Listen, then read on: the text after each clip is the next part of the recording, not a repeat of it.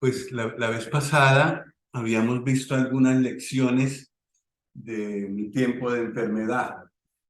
No es por lucir ese tiempo de enfermedad, yo no quisiera hablar de eso, pero para mí personalmente me es muy importante recordar estas cosas o ponerlas por escrito, de tal manera que cuando vuelva a pasarme, que me enferme, que esté como estuve, recuerde estas cosas. Y todos nosotros tenemos esos momentos en los que nos tienen que llevar de urgencia o tenemos que visitar a algún ser querido en el hospital porque se fue con una emergencia, está mal, se siente mal. Entonces, hay cosas que es bueno saber para tener que decir a una persona para consolarla. Pues por eso pensé yo en continuar con este tema. Nosotros habíamos visto la vez pasada algunas lecciones importantes de un tiempo de enfermedad, de un tiempo de estar en urgencias, de estar hospitalizado. ¿Qué podemos aprender de ese momento? Y aquí hay algunas lecciones. Una es que por Santiago sabemos que el Señor es el que tiene la última palabra en nuestros planes. Y de eso debemos ser conscientes. Esa verdad, ese versículo lo conocemos de memoria. Hay que decir, si Dios quiere, viviremos y haremos esto o aquello, pero a veces cuando llega la ocasión ya lo olvidamos y actuamos, planeamos y el Señor de último. O si acaso hacemos nuestros planes y le pedimos al Señor en una breve oración que bendiga nuestros planes. Y lo que nos enseña Santiago es que el Señor es el que debe hacer nuestros planes. Nosotros podemos hacer una cosa u otra solo si Él lo permite. Y esto vale para los creyentes y para los no creyentes también. Vimos también en Job que el Señor habla en medio de la enfermedad. Y una cosa que hace es corregirnos. Y por eso es necesario, cuando estamos así en esa situación, revisar nuestra vida. Pues no solo cuando estamos enfermos, debería ser un ejercicio permanente, diario. Señor, quita de mi vida, de mi corazón, todo aquello que no te gusta. Eso debería ser un ejercicio diario, como el aseo que hacemos en la casa, que es permanente. Pues así debe ser el aseo en nuestro corazón. Pero en la enfermedad, en forma especial, el Señor nos corrige. También nos enseña que somos vulnerables, que tenemos límites, porque es que a veces nos sentimos que lo podemos hacer casi todo, con el Señor o sin el Señor. Y eso no es verdad. Y a veces es así que lo aprendemos. Y también que somos prescindibles, que sin nosotros el mundo sigue girando, la iglesia sigue existiendo, todo sigue su rumbo, porque no soy imprescindible, como a veces pienso. El Señor trabaja, esto también es muy bonito, con un solo hecho en varias direcciones, afectando a varias personas. Y Él lo permite con ese propósito de afectar, de llamar la atención de uno, de otro y por supuesto del enfermo. Aprendimos también que a veces el Señor nos priva de un siervo suyo para que fijemos nuestros ojos en el Señor y no en sus instrumentos. Eso también es una lección dura de aprender, pero es verdad. Todos nosotros tenemos que aprender a mirar al Señor directamente. Y si un hermano al que admiro falla, cae porque es humano, o si el Señor se lo lleva, yo sigo tan pegado del Señor como siempre. Esa es una lección muy importante.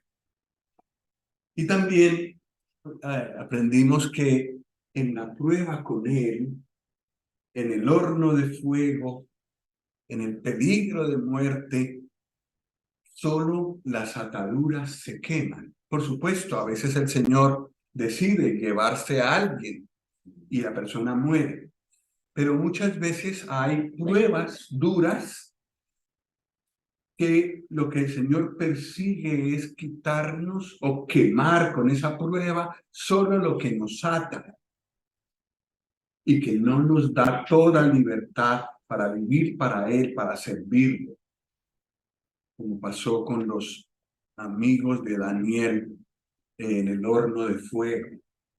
Solo las ataduras se quemaron. Una quinta lección es que la fe es purificada a través de la prueba. Y esto es lo que encontramos en Primera de Pedro 1:7.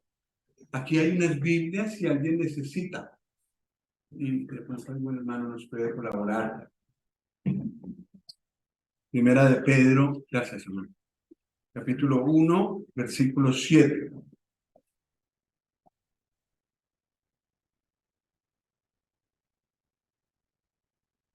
Primera de Pedro está al final de la Biblia, un poco antes de Apocalipsis.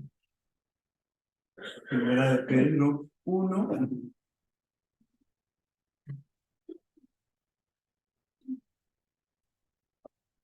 Gracias, hermano.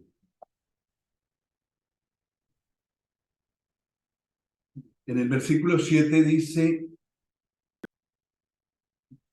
para que sometida a prueba vuestra fe, mucho más preciosa que el oro, el cual aunque perecedero se prueba con fuego, sea hallada en alabanza, gloria y honra cuando sea manifestado Jesucristo.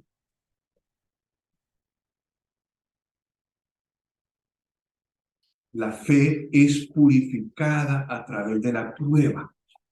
El oro también se puede probar. Tiene hay elementos con los que se prueba el oro. Pues la fe se prueba no con lo mismo que se prueba el oro, sino con la prueba, con los problemas y sobre todo con los grandes problemas.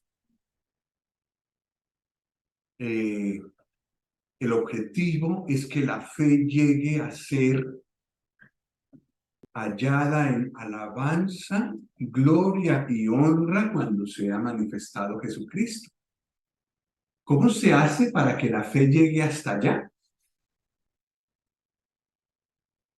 Que la fe pueda ver solamente la mano de Dios detrás de cada prueba, de tal manera que de honra y gloria. Eso no es fácil. Cuando somos probados, hay murmuración, hay queja, hay tristeza, frustración, y el lenguaje habla de todo eso. Pero el Señor quiere que a través de la prueba, cada uno de nosotros llegue a tener ese tipo de fe. Y de tal manera que cuando el Señor venga, o sea, se necesita tiempo para que eso ocurra, podamos estar ya acostumbrados a dar gloria, alabanza y honra en medio de la prueba.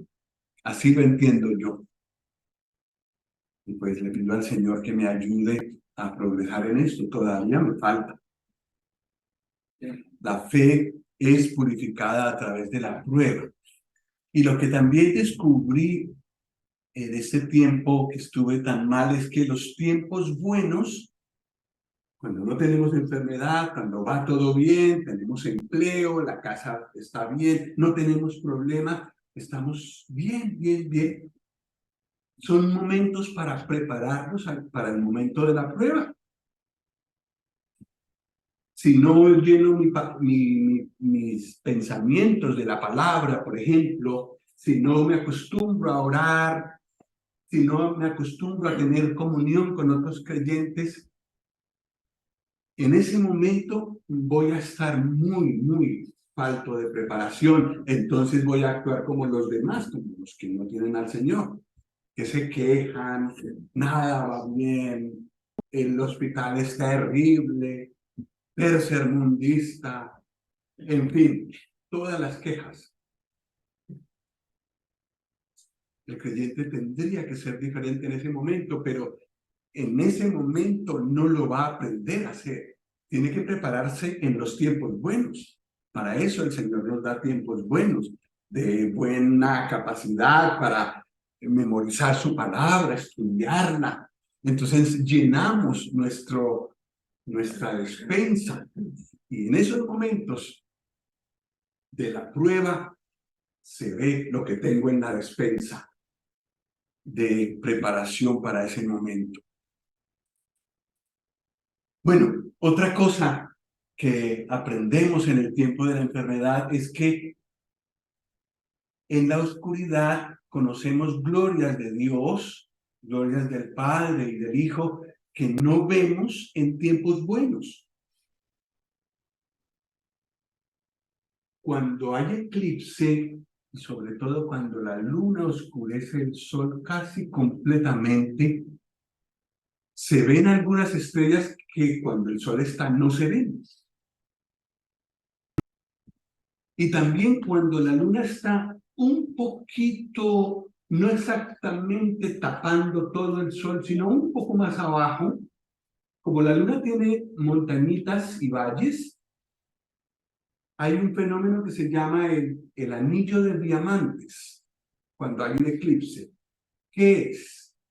Cuando la luna no tapa por completo el sol y en cierto momento pasan los rayos del sol en medio de un valle de la luna. Entonces se ve una gran luz y el aro alrededor, un anillo de diamantes. Eso no es posible ver cuando el sol está en todo su esplendor. Entonces hay momentos, hay cosas, glorias de Dios que se ven solo en los tiempos malos. Por ejemplo, en 2 Timoteo 4, pobre mi hermano Pablo, 2 Timoteo 4, vamos a leer algo triste y maravilloso a la vez. En 2 Timoteo 4, versículos 16 y 17, dice, en mi primera defensa ninguno estuvo a mi lado, sino que todos me desampararon. No les sea tomado en cuenta. Pero el Señor estuvo a mi lado y me dio fuerzas para que por mí fuese cumplida la predicación y que todos los gentiles oyesen.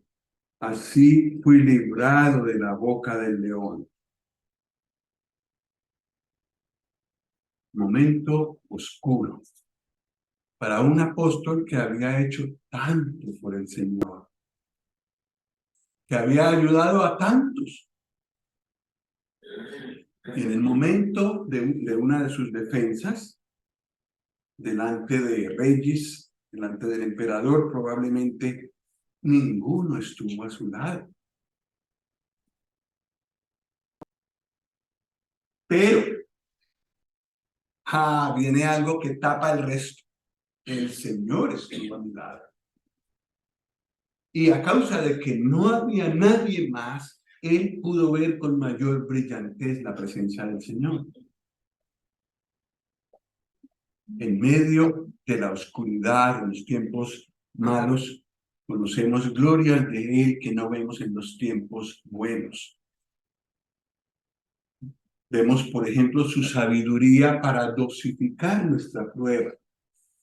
Y para el caso mío, yo estaba muy agradecido en medio de todo lo que me pasaba, porque eso no me dio fuera de España, fuera de mi casa, lejos de mi casa, con problemas con el seguro, limitaciones con el seguro y también con limitaciones para volver a mi casa.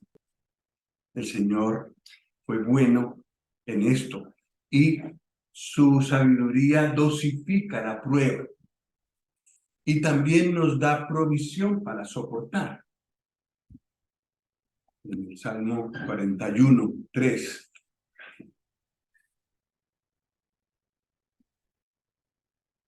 Salmo en medio de la Biblia, Salmo 41, versículo 3.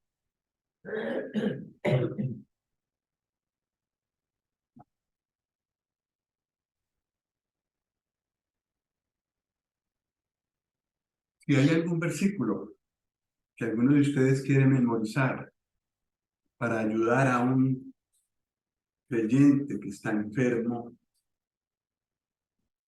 es este. O para recordar cuando uno de nosotros esté allá en la camilla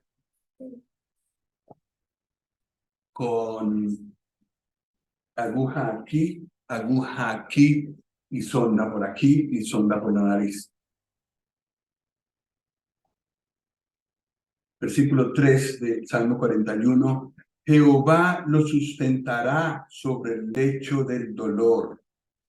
Mullirás o esponjarás o llenarás de algodones toda su cama en su enfermedad.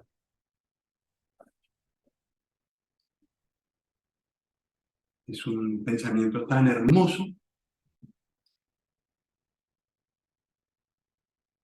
El Señor sustentando y también suavizando la prueba para poderla resistir.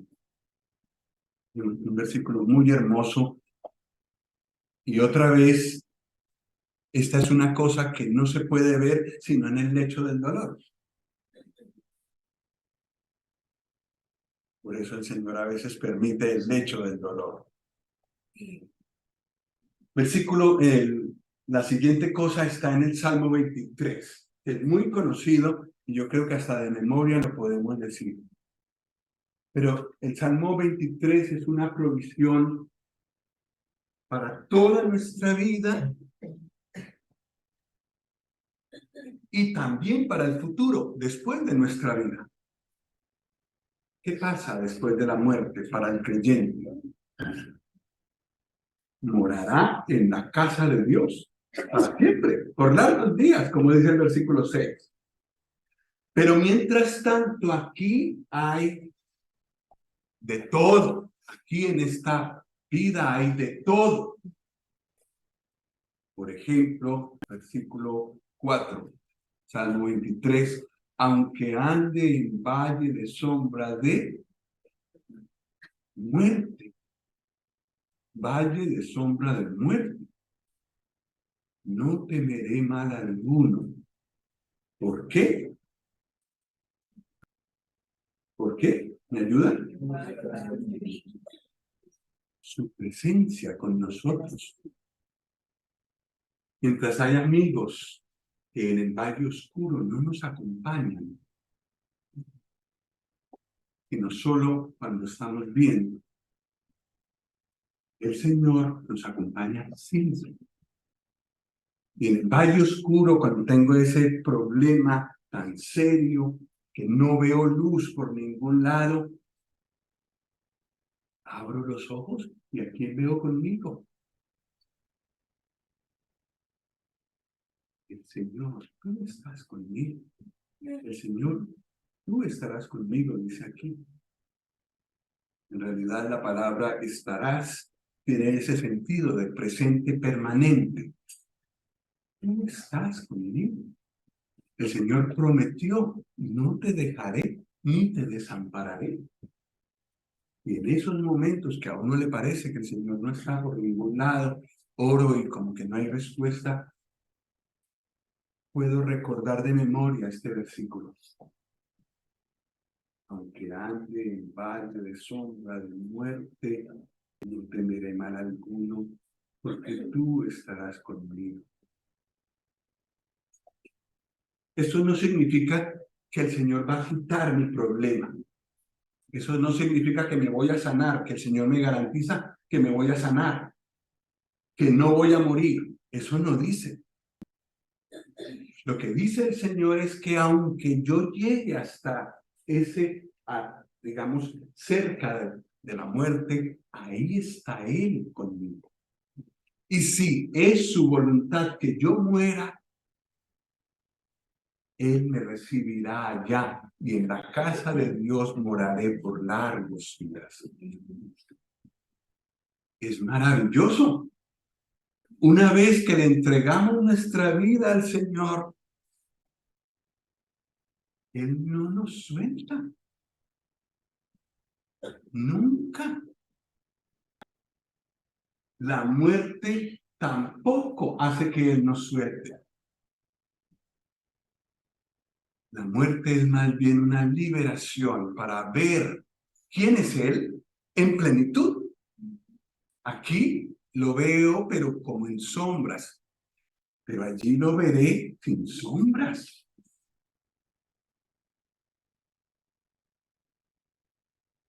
Pero no importa si estaremos aquí, si estemos aquí, aunque estemos aquí durante más tiempo, esta es su promesa. Y Él la cumple. No habla por hablar. Cuando el Señor se compromete a algo, es porque Él lo va a hacer. Y con esto podemos contar. En el valle oscuro el Señor está conmigo. Y no solo en ciertos momentos, sino que en todo el proceso de la prueba. Cuando me sentí tan mal, estaba sin fuerzas, sin aliento, cuando me pusieron las agujas, cuando me pusieron sangre, cuando me la quitaron, en todo momento, el Señor estuvo ahí y permitió esto o aquello, todos los detalles, de todos los detalles Él se ocupó. Nunca me deja, nunca me desampara. Puedo confiar aún sin entender todo. No, uno no entiende todo al principio. Yo todavía no entiendo por qué el Señor permitió lo que me pasó, o no lo entiendo del todo, pero tanto da. Puedo confiar, como el niño que confía en su padre, que es bueno, aunque no entiende por qué hace ciertas cosas.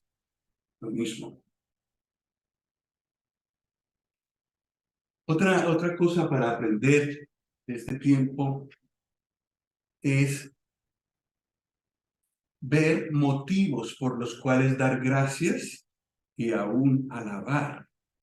En el Salmo 5, esta es una lección importante que estoy aprendiendo.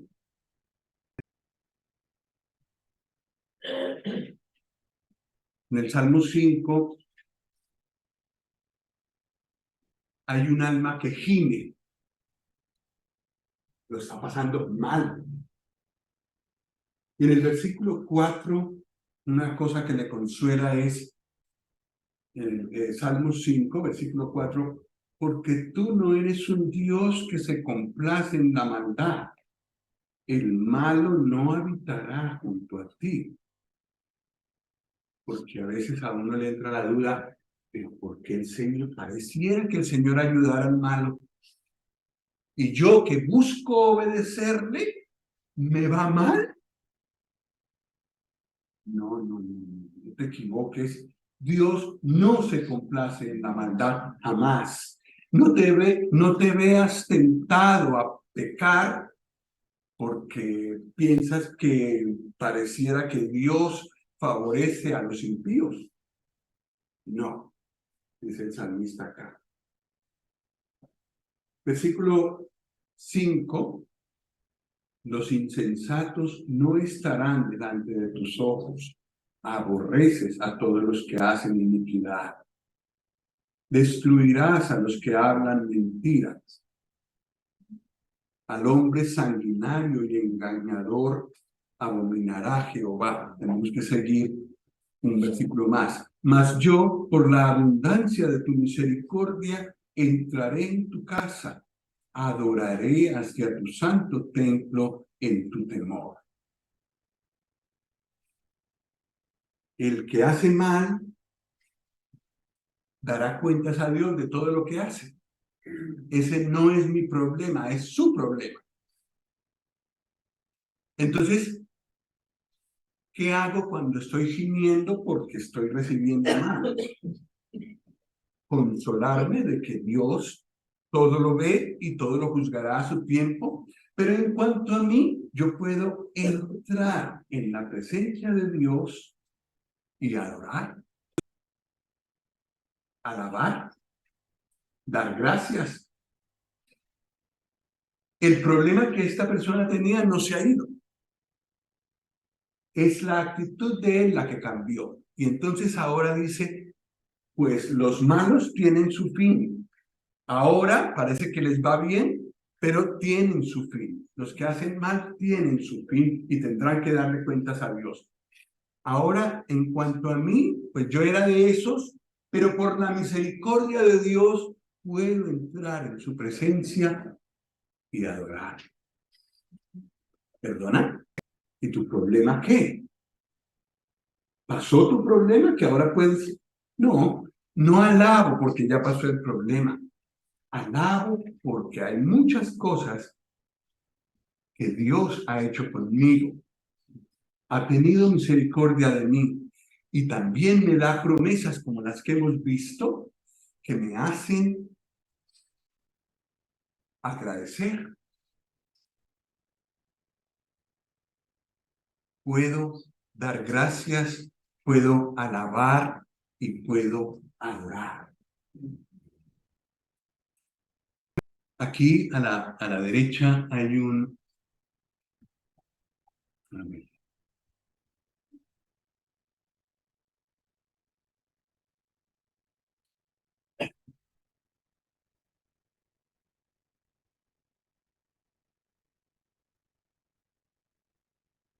Bueno, aquí hay un jarro precioso, una vasija muy costosa. Esa vasija está rota.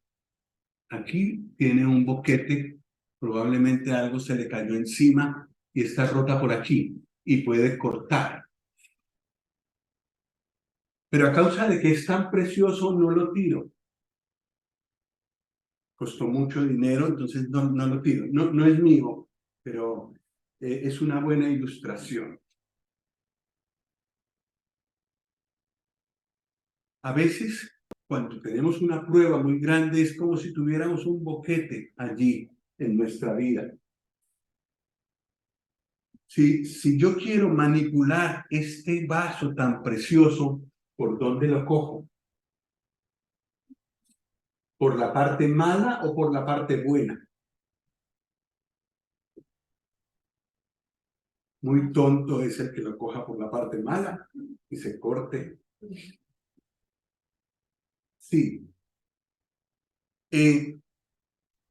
Puede ser que alguien que tenga más ingenio trate de esconder un poco decorando ese boquete, tal vez pone flores, en fin, para tapar esa parte y que solo se vea lo hermoso, porque es muy hermosa la vasija. ¿Qué ilustra esto?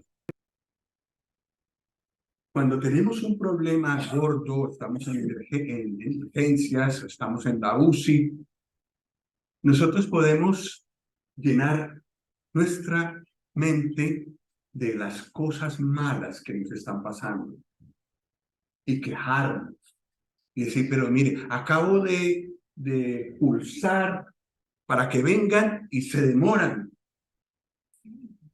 esa comida, eso es terrible, está muy mal preparado. Yo creo que esa persona no sabe cocinar, no sé por qué en fin, ya sabemos que nosotros para encontrar quejas o motivos de quejas somos profesionales. Y si queremos ver problemas, si queremos ver boquetes y cosas rotas, las encontramos.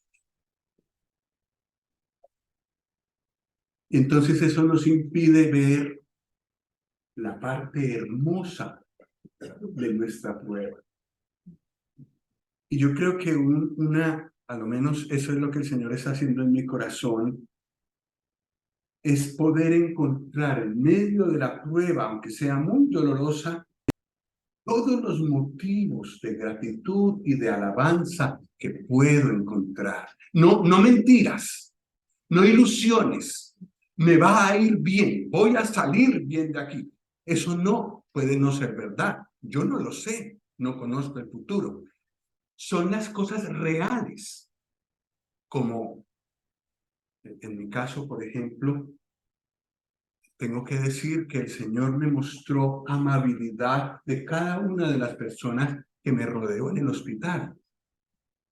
Por supuesto, habían cosas que no eran como estar en la casa, pero tenía muchas otras cosas, mucho lado bueno del vaso para cogerlo y agradecer. Y podía llenar mi tiempo con alabanza y con gratitud, en vez de estar llenando mi tiempo de quejas, lamentaciones, en fin. El Señor quiere esto. Él quiere que tengamos la actitud del salmista del Salmo 5. Aunque haya problemas, aunque haya dolor, poder adorar en la presencia de Dios, poder dar gracias, poder alabar. En 1 Corintios 10, versículo 10, en 1 Corintios 10, al principio están resumidos los pecados de Israel. Y eran 5, básicamente. Y en el versículo 10, 1 Corintios 10, versículo 10, uno de esos 5 pecados serios está. Versículo 10 dice: no murmuréis, como algunos de ellos murmuraron y perecieron por el destructor. Los que conocemos el Antiguo Testamento sabemos que esto pasó muchas veces. Y cuando venía un problema, ¿cuál era la reacción del pueblo? Murmurar. ¡Ah! Y claro, no miremos tan lejos a Israel, mirémonos a nosotros. ¿Qué hacemos cuando hay un problema? ¡Ah! El Señor dice aquí explícitamente: no murmuréis. El lenguaje que se debería escuchar de un creyente, tanto cuando está todo bien como cuando está todo mal, es la alabanza, la gratitud. ¿Cierto que esta es una lección difícil de aprender? Y a veces el Señor tiene que ponernos mirando hacia arriba, atados a una cama, para aprenderlo.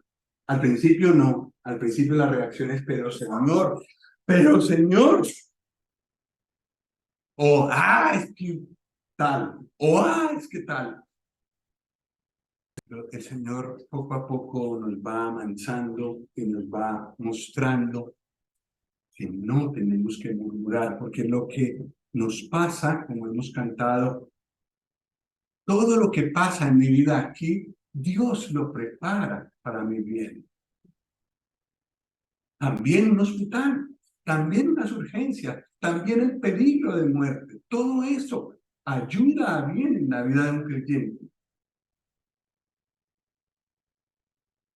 pues que el Señor nos ayude, porque yo el primero soy dado a lo primero que se me ocurre cuando tengo un problema es murmurar. Ya he aprendido un poquito a no murmurar tanto con palabras, pero murmuro por dentro. Y lo de alabanza y gratitud, poco. Pero bueno, estamos en la escuela del Señor. Bueno, otra lección más. Ese tiempo de estar allí horizontal mirando hacia el techo es un buen tiempo para orar por otros. Efesios 6,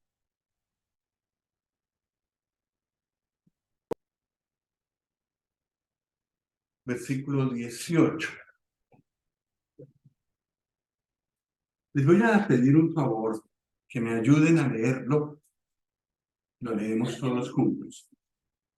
Efesios 6, 18, porque es una lección para todos en todo momento. A la una, a las dos, a las tres. Orando en todo tiempo, con toda oración y súplica en el Espíritu, y velando en ello con toda perseverancia y súplica todos los santos. ¿Por quiénes? Por los santos. Hay los que me caen bien y los que no me caen bien. Los que me han hecho mucho bien a mí y los que no. Los que me han hecho sufrir. Por todos los santos. Y uno puede, ahí estando, con agujas al lado y lado y una sonda,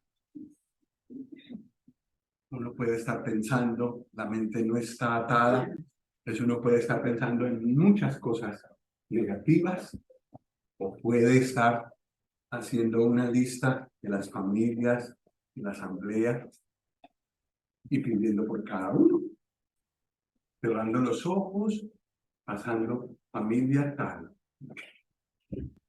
familia tal, familia tal. Viene la enfermera, hay que despertarse, que le tenemos que hacer una prueba de sangre que mandó el médico, ¿vale? Entonces pasa esto, dolor, otro chuzón, va pasando, va pasando, va pasando, puedo seguir orando por todos los santos. Eso es muy interesante. Y luego me gustaría verlo desde otra perspectiva más adelante. Es en cuanto a la bendición que recibimos de formar parte de la familia de Dios, el cuerpo de Cristo.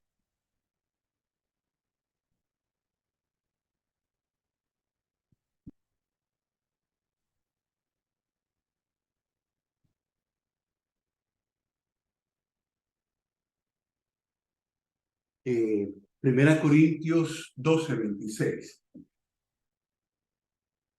Primera Corintios 12, 26.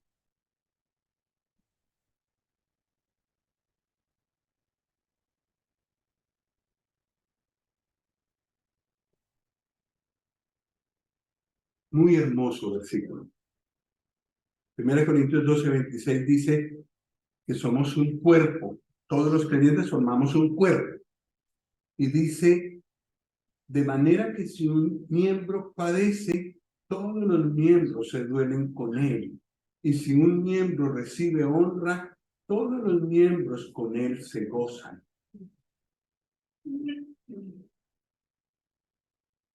Cuando, en mi caso, mi problema está en el estómago. Pero a causa de lo que pasó en el estómago, se afectaron también mis pulmones. No seriamente, pero no podía respirar. Mi capacidad para trabajar, para hacer cosas, para subir, por ejemplo, escaleras, se redujo. ¿Y qué tiene que ver eso con el estómago? ¿Qué cosa? Un miembro sufre y los demás padecen.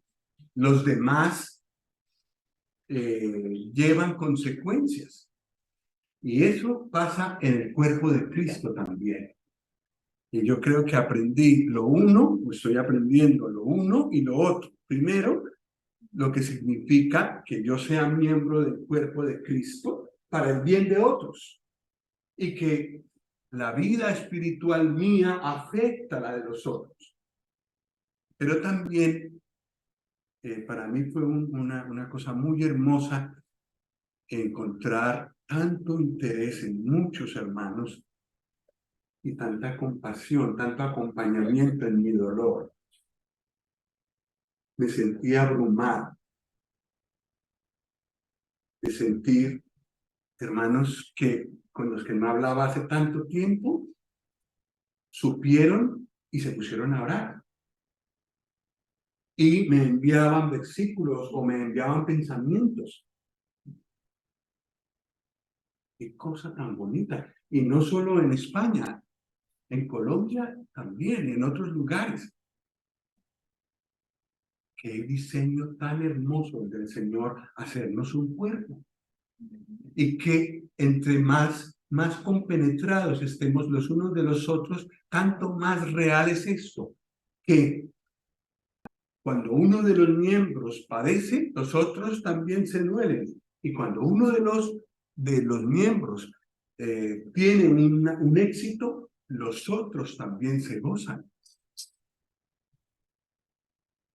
Y luego está la intercesión en el versículo que hemos leído de Efesios 6. Hemos leído orando en todo tiempo. ¿Por quiénes? Por todos los santos.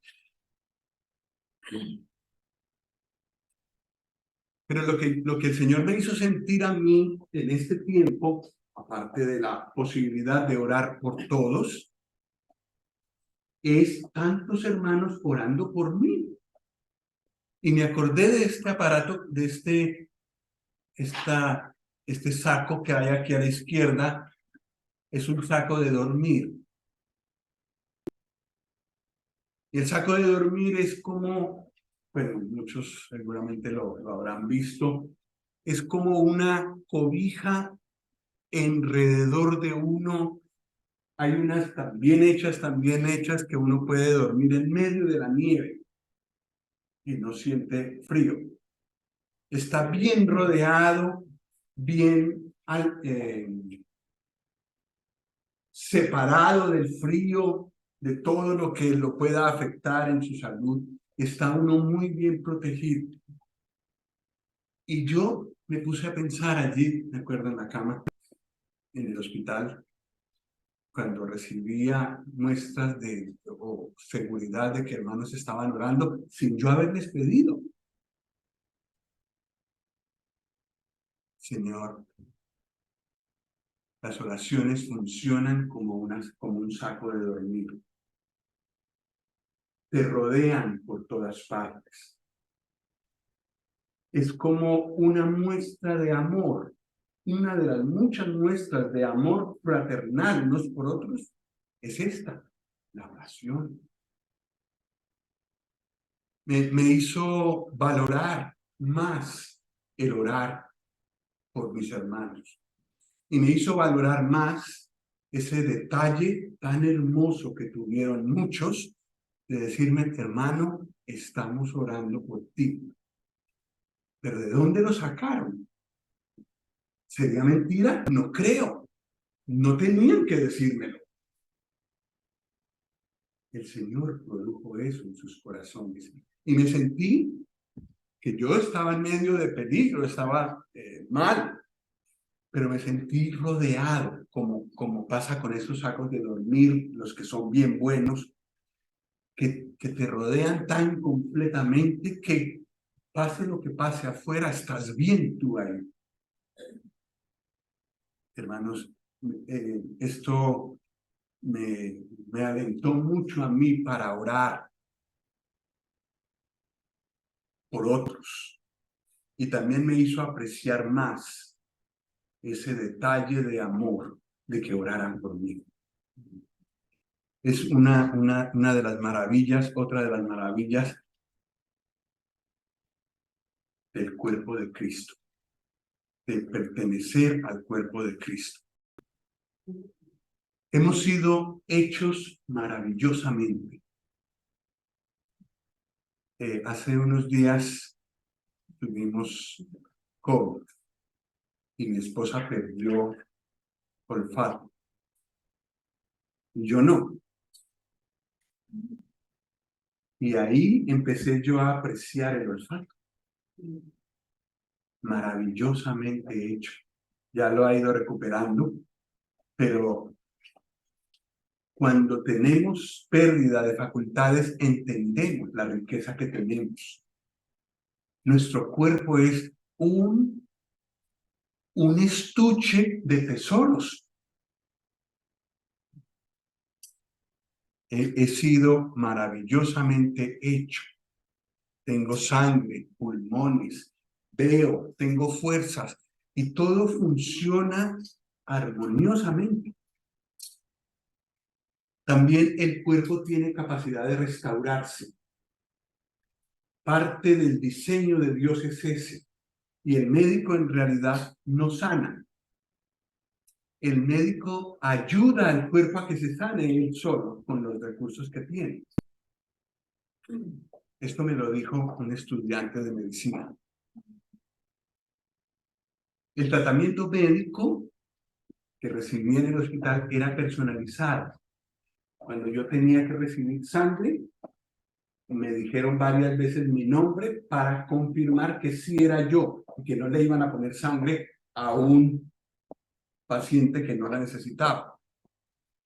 Pero me gustó mucho ese detalle y lo hicieron como 3 personas, sobre todo en urgencias. Pero si eres, dime tu nombre con apellidos para confirmar. El tratamiento en el hospital es personalizado. Y el tratamiento que el Señor hace de nuestras vidas también es personalizado. Y si hay un hermano que necesita paciencia, entonces el Señor le da un tratamiento personalizado. Y si el hermano lo que necesita es alejarse de un pecado, el Señor sabe de qué pecado se trata y apunta hacia él. El tratamiento del Señor con cada uno de nosotros es personalizado. Y la otra cosa que aprendí, que me pareció muy curioso aprenderla en ese medio, es la importancia de la obediencia. En el hospital no hay discusiones entre las enfermeras y los médicos. Ya se sabe que hay una línea de autoridad, el médico toma la decisión y los enfermeros ejecutan lo que él dice. Pero con una rapidez y una agilidad que no se ven peleas, no se ven discusiones, como a veces sí nos pasa a nosotros con el Señor, aunque sabemos que Él es el Señor, el que manda, el que sabe, y nosotros le discutimos. En la vida hospitalaria, a lo menos eso fue lo que yo vi allá, había mucho corre-corre, mucho movimiento, pero todo armonioso. De vez en cuando la enfermera que nos estaba cuidando se sentaba, miraba en el ordenador, recibía órdenes para el paciente de la cama tal, el paciente de la cama tal, y en cada caso, si era necesario, se apuntaba e iba, y el médico ha dicho que te tengo que poner hierro. Entonces iba y lo ponía. No había discusiones, todo corría muy armoniosamente. Y yo pensaba, tendría que ser así en la iglesia. Tendríamos que no molestarnos el uno al otro, sino todos estar pendientes del Señor, obedecerle a Él, aunque el otro falle, yo sigo con lo mío, yo cumplo con lo mío, le cumplo al Señor con lo mío. Y entonces el trabajo es armonioso, los unos con los otros, cada uno dirigido por el mismo Señor, por el mismo médico, por el mismo amo de la iglesia. Eso me llamó mucho la atención y sobre todo porque muchas de las personas que trabajan allí pues no son creyentes.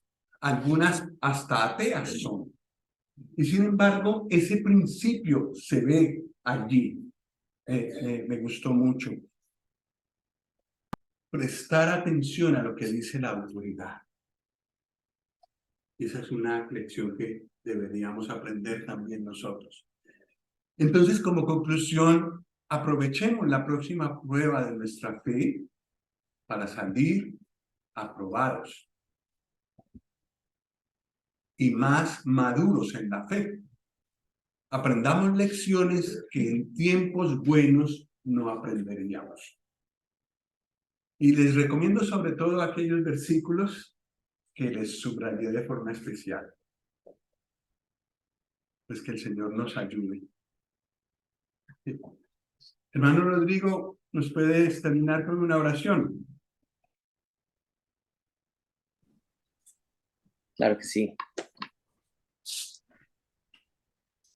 Nuestro buen Dios y nuestro Padre, gracias porque hoy nos has enseñado lecciones de vital importancia. Gracias por tu palabra, porque nos edifica y nos da buenos consejos. Y te pedimos que nos ayudes a obedecerla. Como bien nos recordaba el hermano Josué al iniciar, que tu palabra es muy buena, es bonita, pero no tiene efecto si no la ponemos en práctica. Te pedimos que la palabra que hemos escuchado en esta mañana la pongamos en práctica para el bienestar de nuestras vidas y para estar preparados porque vendrán pruebas. Y algunos estarán viviendo pruebas en este mismo momento. Te pedimos, Padre, que tú nos ayudes a aplicar tu palabra para que así puedas bendecirnos. Nos encomendamos a tu gracia en esta semana, confiados de que tú nos sostienes con tu mano, que tú no nos soltarás. Te alabamos, te bendecimos. En el nombre del Señor Jesús. Amén. Amén. Amén.